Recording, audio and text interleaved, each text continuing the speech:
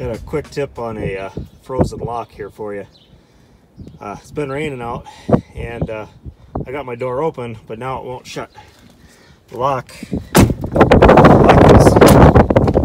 froze up and it won't latch. So I've had this happen before, and what I've had the best luck with is spray it down with just some cheap windshield de-icer. So you might have to do it a couple times, but basically you just spray that in there. Might use half the can, but it doesn't matter what it takes. Just spray that in there. That'll thaw that ice out, and then problem solved. So, quick tip. It'll work. I've never had it not work.